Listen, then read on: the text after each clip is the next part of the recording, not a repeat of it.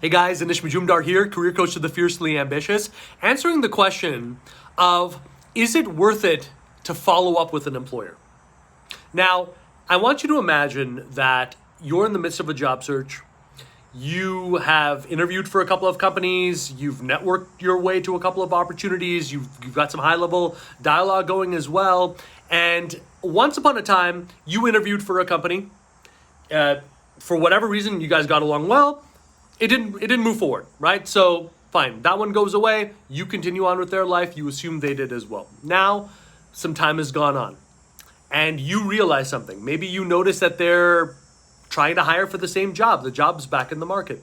Maybe you are getting close to another offer, and for some reason, something about this one company, this one place just sticks in your mind. You don't know why, right? Maybe something about what you uncovered, the pain that you uncovered there just sticks in your mind. Man, that's a challenge that I just really think with the way things are going, like, oh man, whatever it is, you're sitting there saying, is it worth me following up? Some time has passed, maybe an uncomfortable amount of time. Is it worth it? And at the same token, there's so many other roles out there, so many other opportunities. I want to use this short video to go over a couple of reasons why I do think that in all likelihood, it is worth you following up, okay? Here's the first one. Some companies just need to suffer longer, okay? It's not that you did anything wrong. In fact, when they interviewed you and you were at work and laying out a vision here for what you wanted to do, that was exactly what they needed. But at the time, maybe their thinking was, you know what, we don't have that drastic of an issue. Even though we've been losing money 3, 4, 5 months in a row, we don't really have a sales issue. Even though our tech has never supported our growth, we don't have a tech or IT issue, right? So fine, they go away. And in the time that you spent interviewing, guess what? They tried to solve it their way and they weren't able to do it. For a lot of these companies, they hire someone in a more limited capacity because they would rather that the problem they are dealing be limited. That person fails, and then now they're screwed and they know they have a major problem. So when you follow up with them and you ideally base it around some pain that you've discovered, hey, I was really thinking about you guys, was wondering what you guys are doing here on this, this was the guy or this was the woman who was talking about the deep pain back then. This is someone who I want to talk to now to solve the real pain that we're in. Sometimes companies need more time to suffer. They need more time to feel the error of their ways. That's one great reason why you should follow up. Here's another one. People make mistakes. Everyone thinks that in hiring, it's like this magic science. It's not. Right? Most people in hiring don't know what they're doing. And so they could make errors, they could make mistakes. And a lot of times in interviewing, people will pass on really amazing candidates and afterwards they will regret it. And afterwards they'll say, you know what?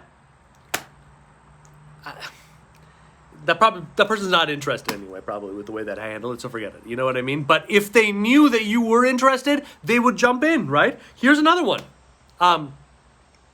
Another reason why following up is necessary, right? We're all trying to do the best that we can, right? We're all trying to play this juggling game, right? But you don't know, what their number one choice was back then could be gone, could be long gone. They could have just been desperately spinning their wheels all this time.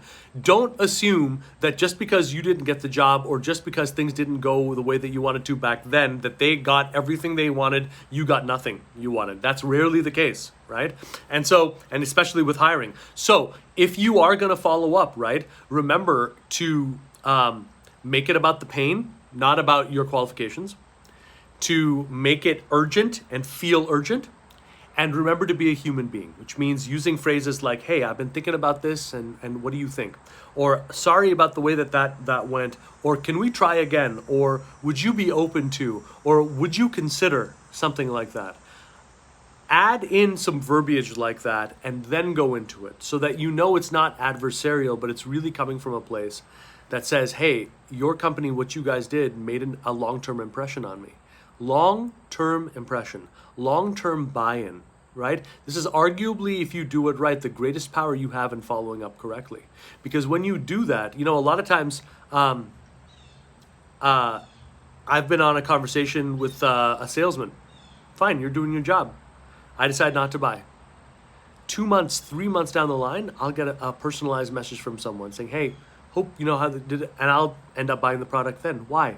Because in that message, you proved to me that you are more than just a salesman, right? You proved that there's a deeper need here.